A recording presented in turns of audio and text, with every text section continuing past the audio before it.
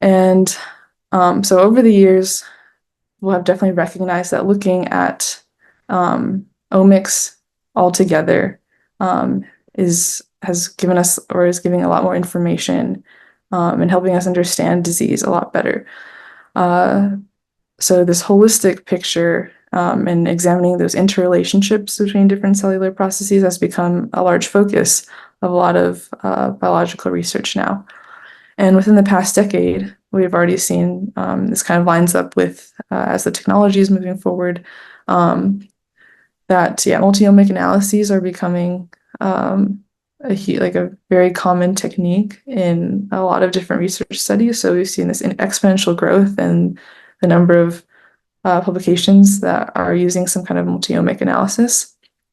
And then we are still seeing that transcriptomics are the most popular omic. So this is a figure characterizing the different omics that have been studied just between this 3-year time period.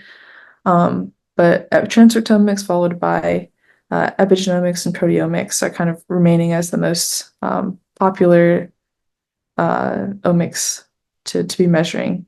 And then in certain fields, metabolomics and metagenomics is, I guess, how other environmental genomic factors, so from the microbiome or from just surrounding organisms, how that interacts with the organism being studied. But that's another type of omic that's maybe less popular but still measured in quite a few studies.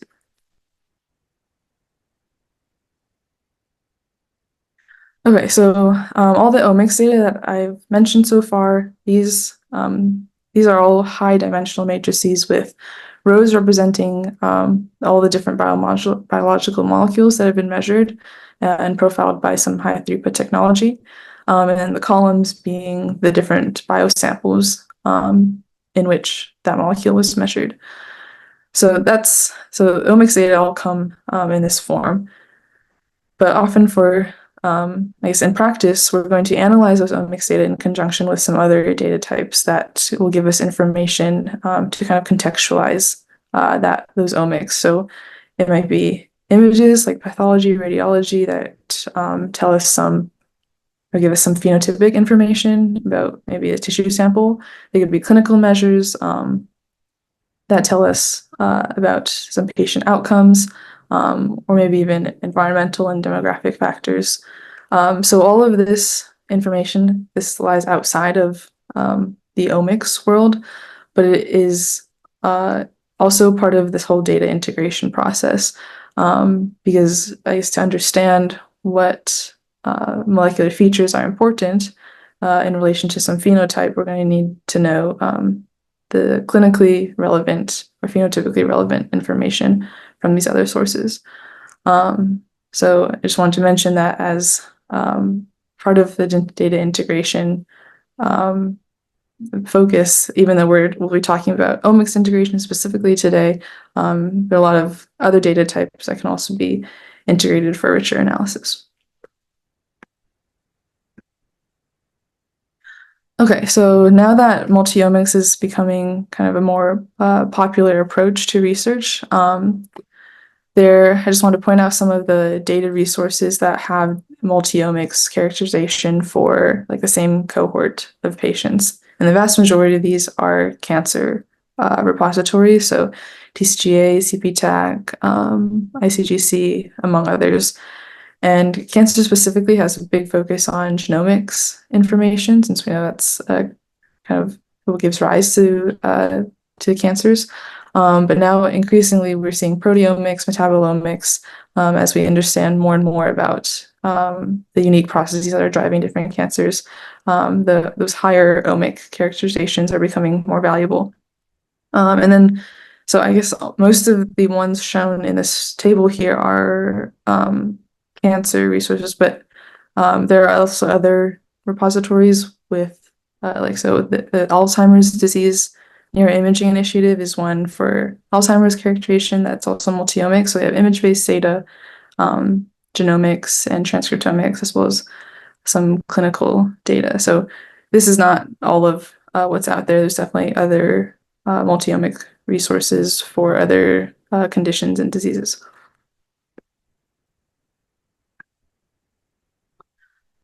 So for how data are acquired at a multi-omics level, this is kind of, I guess, both a technical and organizational challenge. So for any multi-omics study where you're trying to measure multiple omics from the same cohort of patients, the first step will be to collect those biospecimens, and then one of the challenges is to get enough from each patient that you can actually run all the different assays that you want to run. So shown here is just the workflow that CPTAC uses. So after biospecimen collection, those specimens are sort of diverted into the different quantification pipelines, so protein, DNA, RNA, et cetera. And then all that data is put back together into some central coordinating center and then dispersed for the actual analyses. So one challenge that we have is that omics are, profiled independently. So it requires more tissue sample, and often there's, just differences in the technology, and sample to sample differences may introduce extra noise or bias. So an emerging area focus this is the development of technologies that can try and profile multiple omics on the same assay. So this will be really valuable as multi-omics kind of moves forward. It'll be super helpful, not just for the feasibility of data collection, but also from an analysis perspective.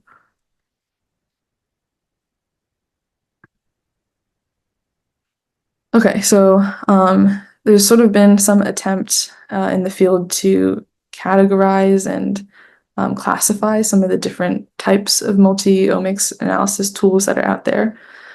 So what we've seen is that most of the tools people have developed that are using multi-omics aim to do one of three things. So one is to try and improve or propose new disease classifications or subtypes. So these are going to be clustering algorithms. A second objective is to try and predict disease diagnostic or prognostic markers. So the focus is on biomarkers that have some clinical meaning. And then the third common objective is to try and understand the underlying biology of disease. So maybe we're modeling some gene regulatory network that may be driving a disease. So these are the three sort of broad aims that multi-omics tools tend to have. But they go about this through a lot of different ways. So methods can be supervised, unsupervised, and then data integration can be early or late. But they're all going to, so because multi-omics data are so high dimensional, they're all going to involve some type of dimensionality reduction, and then some way of combining the data, which is then followed by analysis to achieve one of those three objectives that I mentioned earlier.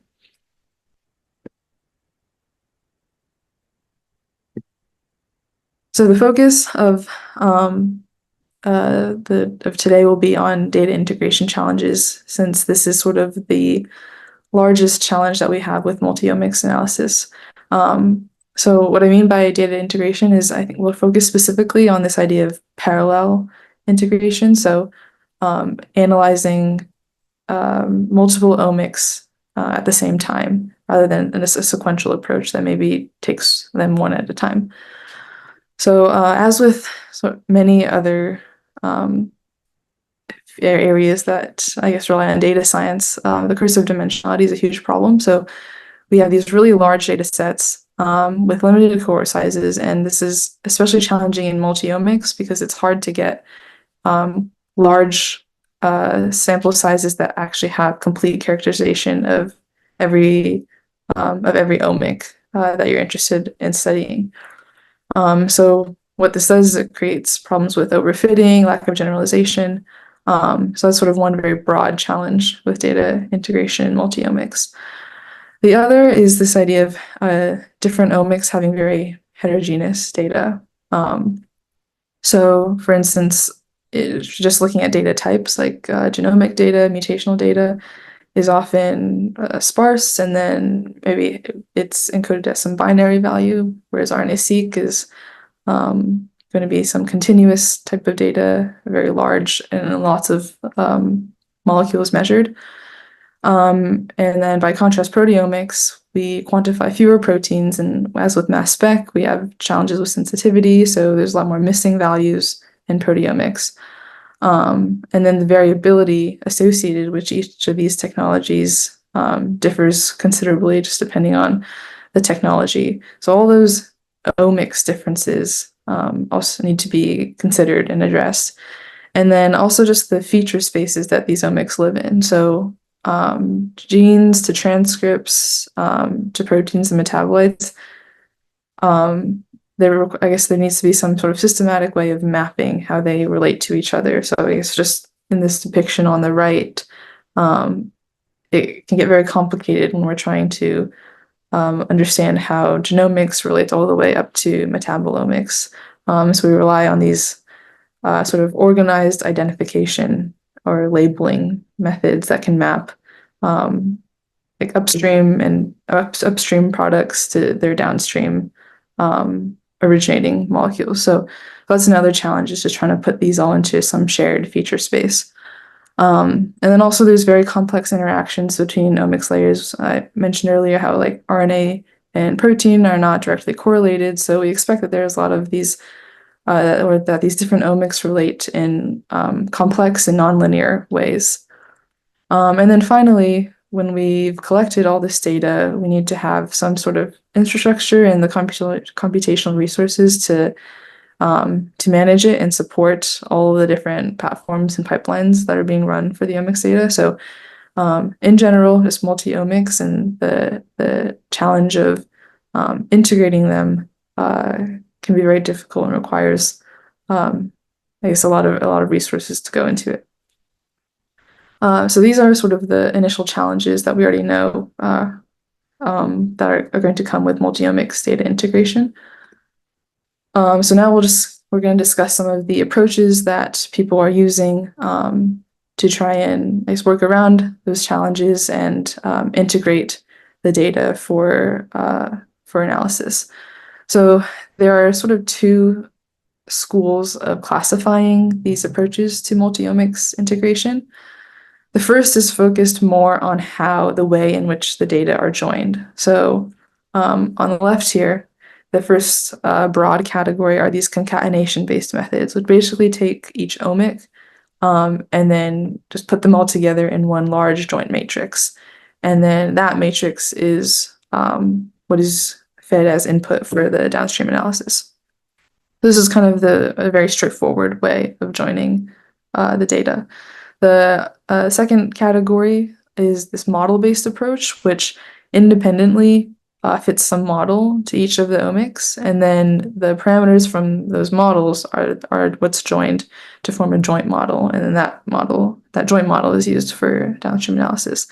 And a similarity is this transformation-based approach, which instead of independently fitting some model, we're just independently applying some transformation of each omic into some shared space. So it's a joint transformation. And then that new space, all the omics data living in that new space is what's used for downstream analysis. So that's how data integration approaches might be characterized based on their method of joining the omics data. The other way they can be characterized or classified is based on the stage of the analysis at which they're joined. So an early integration approach is going to put together these omics into one representation before any of the analysis or prediction happens. An intermediate approach is going to sort of do them at the same time. So in the process of running, I guess, the desired analysis or prediction, clustering, whatever it may be, the joint representation is produced within that analysis. So it's sort of a simultaneous integration and analysis. Then late integration is where the results are first independently processed for each omic, and then you combine the results, the individual omics results, into one I guess, one final conclusion that you're going to say about your analysis. So generally, a lot of concatenation-based methods will lie in these early or intermediate integration approaches, whereas the model-based and transformation-based, just by nature of how they're done, are going to use more of those intermediate and late integration methods.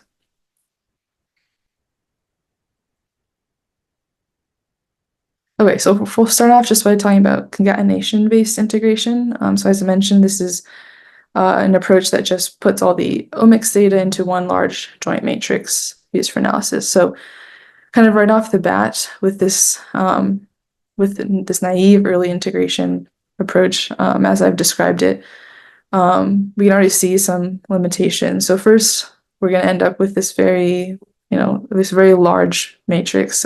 We're adding RNA-seq, proteomics, metabolomics, all these features. We're just increasing the dimensionality of data that is already very high dimensional.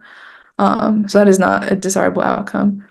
This naive concatenation of the omics also won't consider different data distributions. So we know like RNA-seq will follow a different distribution than like metabolomics or other omics.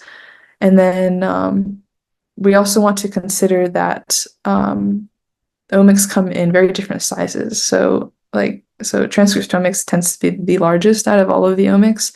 And so if you're combining a very large transcriptomics data set with a much smaller proteomics data set, then you want to find some way to make sure that proteomics information is not just completely washed out by all of your transcriptomic features. So to address some of those challenges that for just this concatenation approach, pretty much all of the methods that use concatenation apply dimensionality reduction and some normalization strategies that happen during that concatenation. So this is going to be an intermediate type of integration approach.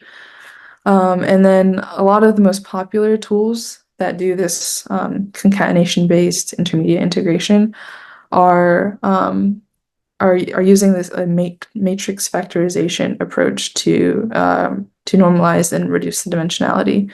So some examples are PCA, which is less common, but non-negative matrix factorization is used by iCluster, JNO, some other common packages that do this multi-omics integration. And then there's also probabilistic factor models. So some versions of iCluster do this as well. And just to illustrate how this works, the whole idea behind matrix factorization is we want to decompose this larger matrix X, so for our multi-omics data, this will be a very long matrix of all the different omics over our cohort samples, which are the columns. And we want to factorize into some factors matrix W, and then H being some latent variable matrix. So the idea of a latent variable is that there is, I guess, to make it biologically meaningful, the intuition behind it is that the different omics are related to each other through some common latent space, and that those latent variables are not observed experimentally, but the different omics features are. So the objective is to find that smaller dimension that relates all these different omics together. And so an example might be if you have like different protein or RNA counts in your feature space, and then in your latent space, maybe you expect, okay, there would be like different cell types. Then for each cell type marker, you would expect high values in the latent matrix corresponding to the RNA or protein molecules that belong to that cell type. So it's basically a kind of a condensed way of relating the different omics, like RNA-seq, proteomics, into like a common feature space. So that's sort of biologically how you might interpret this idea of factorizing the multi-omics data. But yeah, so mathematically, these approaches are going to first introduce some unique normalization term to each of the omics. So this will scale depending on usually the size of that omics data set. And then a lot of these methods will also use some regularization that pushes the values in the factors matrix towards zero. So this helps reduce the dimensionality of that latent space. And then non-negative matrix factorization specifically is a method that also requires that latent space to be positive. So if we're dealing with like RNA counts or protein quantification, it wouldn't make sense for us to have negative numbers. Although if there is an omics that has negative numbers, I believe these packages are also designed to handle those. Oops. Okay, so added on to this matrix factorization idea, how a lot of these packages go about solving for these matrices is through this probabilistic approach. So essentially for each omics, there's assumed to be some Gaussian noise that's added. So we formulate each omics as a combination of the factors and then those latent variable coefficients with some noise. And then using our knowledge about the omics. So for instance, like count data would follow that Poisson distribution. And then so different types of omics we're gonna assume different distributions for those features. So depending on what assumptions we're making and then the prior distributions we're imposing on those features, the optimal solution will differ. So these packages are all built to accommodate different types of data with different distributions. But then we solve for that latent variable matrix C, which is our lower dimensional space. And then that is the matrix that we use for downstream analysis. So in this matrix factorization approach, we're taking that concatenated matrix, reducing it to a lower dimension, and performing some kind of analysis sort of all in this one factorization step. So typically, so for I cluster, which is the plot on the bottom right, that lower dimension is what we use for subtype clustering. So these are these are examples of concatenation-based methods, and I guess the common mathematical approach to those methods. The other, I guess, flavor of data integration are these transformation-based approaches. So instead of putting all of the omics all together into one joint representation first, we individually transform them into some new space, and then those new spaces for each of the omics are then joined into one shared feature space. So typically these are done with either kernel learning methods or some graph-based approach. So in a kernel-based approach, we'll pick a kernel function that is best suits each omic. So so gene expression data and methylation expression, as in this example, maybe we expect those to a particular kernel to work well for those omics, whereas protein-protein interactions might have a different appropriate kernel. But then once the data are placed into this higher dimensional space, those kernel functions are then aggregated together into a combined kernel, that's the step at which all the different omics data are joined. So basically the transformation is happening independently across each omics before the integration. And then graph-based integration has a similar idea where like networks are constructed from each omic separately before some fusion step. Okay, so I touched on transformation-based learning, and then model-based learning sort of falls under, I guess, a very similar idea of identifying model parameters individually before joining them into some final model. But then the kind of an emerging approach for multi-omics integration that I wanted to highlight is how deep learning approaches can be used for this. So one of, I guess, the reasons why deep learning has kind of not been super popular for multi-omics yet is due to the requirement for many samples. So far, the successful cases where deep learning has been used for multi-omics integration, they're limited to very few layers, just because we don't have super large data sets or multi-omic data sets quite yet. But sort of with the flexibility of neural network architecture, we can implement any of the flavors of data integration that we've discussed so far. So early integration and concatenation, or intermediate or later integration with transformation. So what that might look like is, so for concatenation, we can feed just all those omics as an input layer. And then one way to sort of impose some biological meaning and try to make it interpretable is to map those into a second layer that uses like external knowledge from maybe a pathway database, so like Reactome or KEGG, that only allows input nodes to map to a particular pathway node if it is known from the literature to participate in that pathway. So this is one way that concatenation in deep learning can still, remain biologically meaningful. And then another sort of general approach for using deep learning for integration takes this transformation-based integration approach, where we sort of separately learn each omics and then combine sort of the learned information from each omics into one shared layer, and then use that for the downstream analysis. So yeah, the flexibility with neural network architecture is very promising for multi-omics data integration, but due to sample size, is not quite feasible yet. But then I think as we collect more and more multi-omics data and get more comprehensive characterization, these methods will probably become more popular.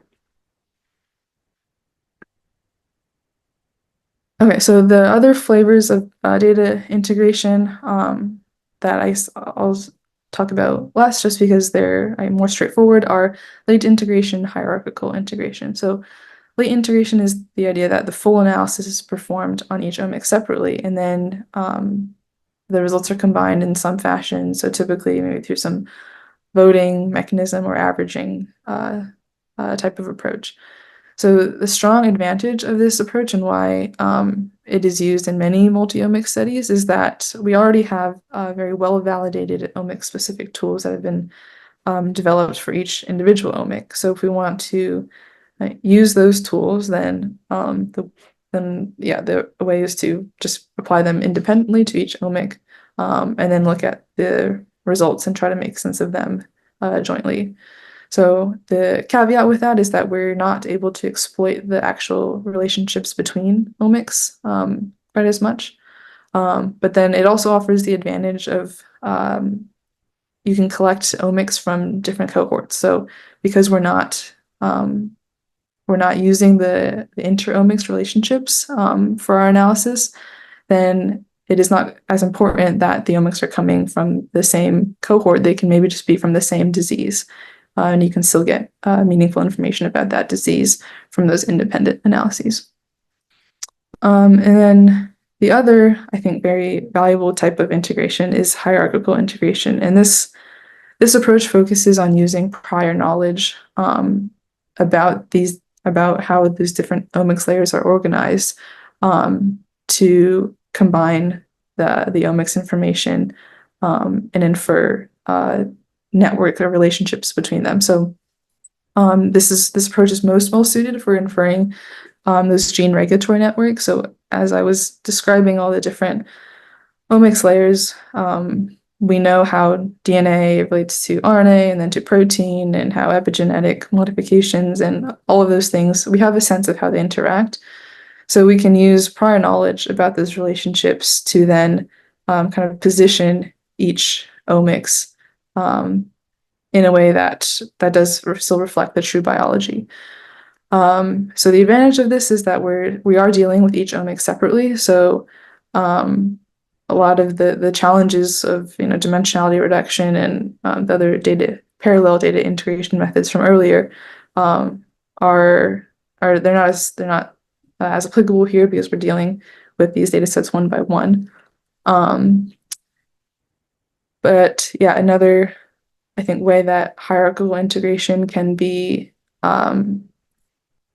integrated into some of the so the deep learning approaches are the architecture, the biological architecture that we can kind of encode into neural networks to reflect that hierarchical relationship. So that's another approach to hierarchical integration that will rely more, I guess, on these machine learning methods.